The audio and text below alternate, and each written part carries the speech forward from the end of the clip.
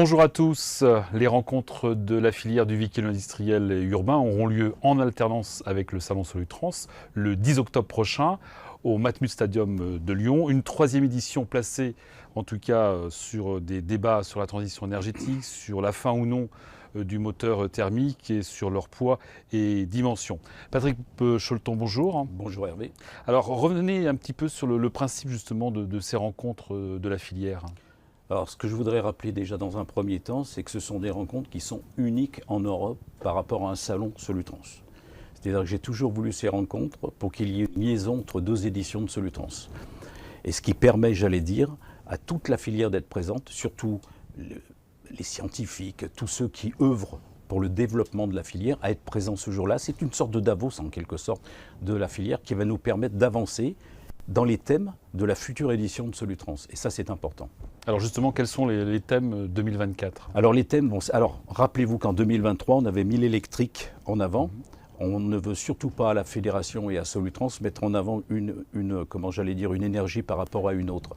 Par contre, une énergie qui pointe son nez, comme le fait l'hydrogène cette année, comme l'avait fait l'électrique en 2023, il est de notre devoir de le faire et de la mettre en avant.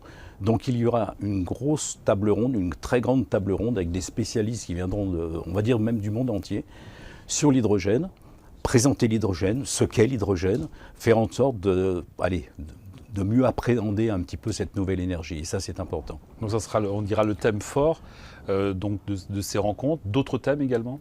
Alors il y aura le thème évidemment thermique, comme vous l'avez annoncé dès le départ, parce qu'on s'aperçoit qu'aujourd'hui les objectifs de la Commission européenne, uniquement avec l'électrique, l'hydrogène ou d'autres, seront très très difficiles à atteindre. Et il faut bien que le thermique continue aujourd'hui à exister, surtout qu'il va s'améliorer avec l'Euro 7.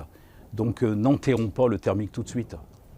Alors on le sait, on vous parlait des objectifs CO2 justement pour les utilitaires et poids lourds.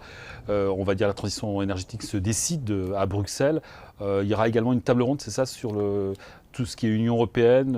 Alors ce que j'ai voulu cette année, on manque de dialogue, si vous aimez mieux, entre les acteurs de la filière et ceux qui décident à Bruxelles.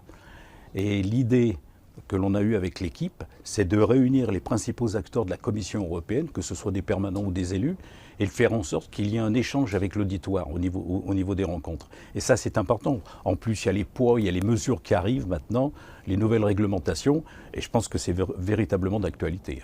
Alors, autre thème d'actualité dans tous les secteurs, c'est l'intelligence artificielle qui débarque, enfin déjà depuis quelques temps maintenant, dans le transport routier, mais aussi dans l'industrie du poids lourd. Donc il y aura également une conférence, une table ronde. L'intelligence artificielle, j'allais dire, fait peur également. Donc il va falloir que l'on regarde et puis que l'on explique comment fonctionne cette intelligence artificielle, comment on va pouvoir s'en servir au sein de la filière. Elle peut contribuer à la conception des véhicules, à la production des véhicules. Voilà, c'est de notre devoir de mettre en avant l'intelligence artificielle et de voir comment on peut s'en servir au sein de la filière. Alors vous le disiez tout à l'heure en introduction, l'événement a pour objectif donc, de rassembler les acteurs de la filière, mais aussi donc, de prendre le pouls de cette filière. Justement, comment se porte-t-elle ? Alors la filière dans son ensemble se porte très bien, malgré 2023 qui était une année exceptionnelle. Mais 2024 va dans la même ligne, on va dire. Les seuls problèmes que l'on rencontre aujourd'hui, ce sont les problèmes de remboursement de PGE. Il fallait s'y attendre de toute façon. C'est là et bien là maintenant. C'est à chaque société de voir comment elle va pouvoir éventuellement retarder un petit peu les échéances, les remboursements. Mais c'est vrai que c'est une grosse difficulté aujourd'hui parmi la filière. Alors les rencontres se déroulent en alternance avec Solutrans justement, le salon, c'est le principe.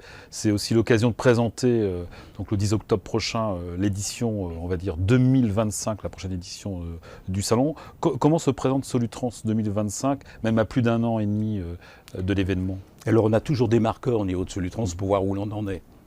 Tout ce que je peux vous dire, c'est que ce que l'on appelle l'Eurobooking après une édition de Solutrans, généralement, 2 mois après ou 3 mois après Solutrans, on était à 15% de réservation. Et aujourd'hui, on en est pratiquement déjà pour 2025 à près de 50% de réservation.